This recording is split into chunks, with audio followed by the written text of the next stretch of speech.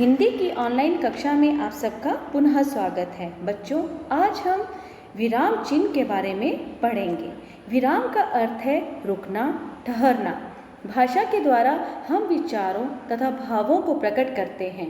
भावों को स्पष्ट करने के लिए या किसी बात को स्पष्ट करने के लिए हम अपने स्वर में उतार चढ़ाव लाते हैं। कभी प्रश्न पूछते हैं, कभी विस्मय प्रकट करते हैं, कभी बल देकर बात को स्पष्ट करते हैं, तो कहीं रुकते हैं। इससे भावों को समझने में आसानी होती है, किंतु लिखित रूप में इन्हें स्पष्ट करने के लिए हम कुछ चिन्हों का प्रयोग करते हैं। ये चिन्ह बताते हैं कि वाक्य में कहाँ कितना रुकना है। इन्हीं चिन्हों को विराम चिन्ह कहते हैं। तो चलिए बच्चों, अब विराम चिन्ह को विस्तार से पढ़ते हैं। तो सबसे पहले है पूर्ण विराम। पूर्ण विराम वाक्य के पूर्ण होने पर पूर्ण विराम लगाया जाता है। जैसे ही वाक्य पूरा खत्म होता है, उसके अंत में हम क्या लगाते हैं बेटा? पूर्ण विराम। जैसे अब पहला वाक्य है, नागपुर के संतरे प्रसिद्ध हैं, तो हैं के बाद क्या लगाए बेटा? पूर्ण विराम। गर्मी की छुट्टियों में हम सिंगापुर जा रहे हैं, तो उसके बाद क्या लगा? पूर्ण विराम। अब अगला है अल्प विराम। अल्प का मतलब थोड़ा। अल्प विराम अर्थात थोड़ा रुकना। जहाँ थोड़ा रुकना हो वहाँ अल्प विराम का प्रयोग किया जाता है। जैसे उदाहरण, मैंने दिल्ली, अब दिल्ली के बाद क्या है? अल्प विराम, तो हमें थोड़ा सा रुकना है। केरल, उड़ीसा और महाराष्ट्र देखे हैं। अब दूसरा वाक्य है लाल किला। लाल किला के बाद क्या है बेटा? अल्प विराम, तो हमें थोड़ा सा यहाँ पर रुकना है। ताजमहल, अब ताजमहल के बाद भी अल्प विराम है।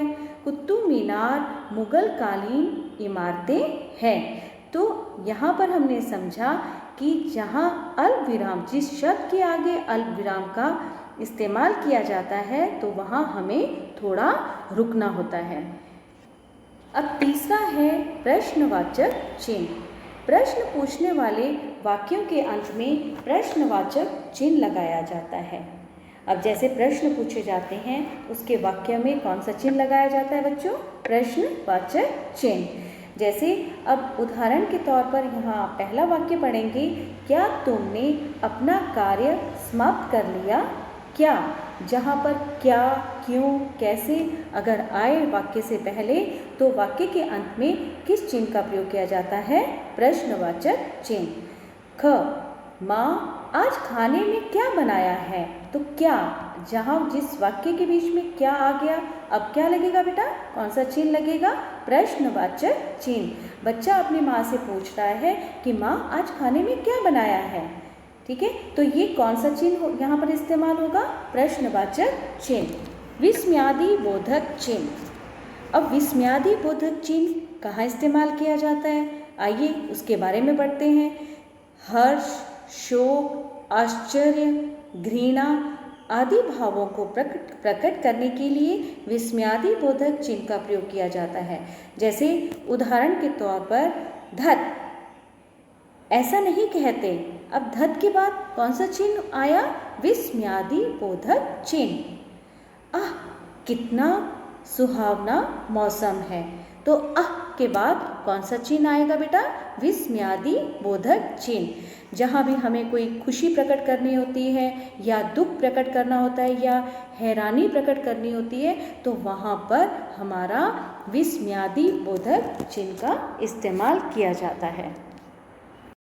अब बच्चों अगला है उदाहरण चिन्ह। अब उदाहरण चिन्ह भी दो प्रकार के होते हैं। जब किसी के कथन को ज्यों का त्यों लिखा जाता है, तब दोहरे उदाहरण चिन्ह का प्रयोग किया जाता है। जैसे उदाहरण के तौर पर लोकमान्य तिलक ने कहा था, स्वतंत्रता हमारा जन्मसिद्ध अधिकार है।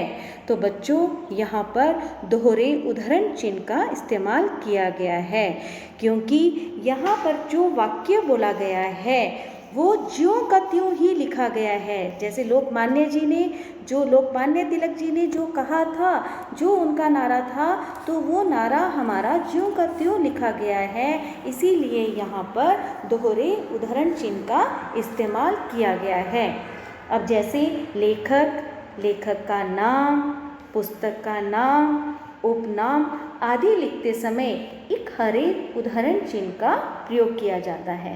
अब इकहरे उद्धरण चिन्ह आप देख रहे हो यहाँ पर, जैसे उदाहरण के तौर पर रामचरितमानस, अब ये पुस्तक का नाम है, ठीक है, तो यहाँ इकहरे उद्धरण चिन्ह का इस्तेमाल किया गया है कि रचना तुलसीदास जी ने की थी।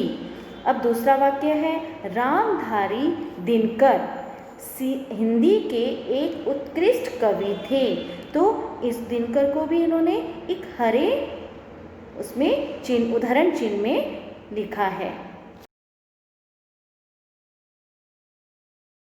अब अगला है योजक चिन्ह। अब योजक चिन्ह का इस्तेमाल कहाँ किया जाता है और वाक्य में किस तरह से किया जाता है, तो आइए पढ़ते हैं। इस चिन्ह का प्रयोग शब्द युग्मों के मध्य किया जाता है।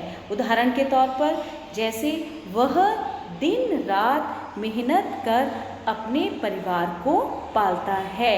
अब दिन और रात के बीच में कौन सा चिन्ह इस्तेमाल किया गया?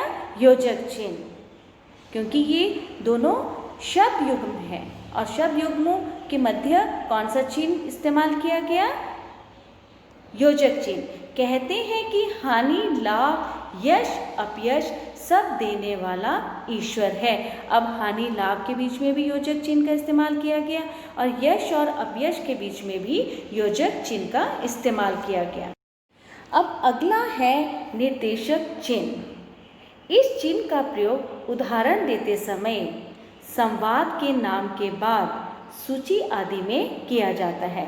जैसे उदाहरण के तौर पर जैसे देखेंगे हम इस वाक्य में हिंदी में लिंग दो प्रकार के होते हैं, तो अब निर्देशक का चिन्ह लगा है, ठीक है, और यहाँ पर लिखा है स्त्रीलिंग और पुल्लिंग। निर्देश दिया गया है कि हिंदी में लिंग दो प्रकार के होते हैं और उसके बाद हमारा निर्देशक चिन्ह लगाया गया है, और जैसे स्त्रीलिंग पुल्लिंग। क आज की प्रतियोगिता में भाग लेने वाले छात्राओं के नाम हैं संगीता, अल्विराम, काजल, महिमा और प्रियांशी।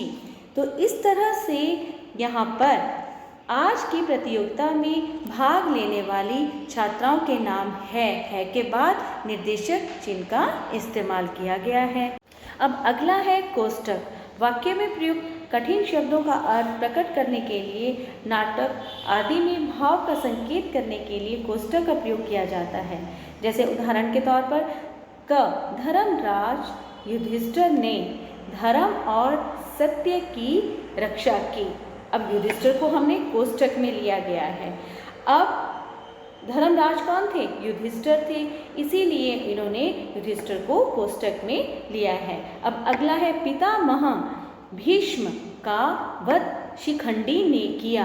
अब पितामह भीष्म है ना, पितामह कौन थे? भीष्म थे, तो उनको उन्होंने कोष्टक में ले लिया है।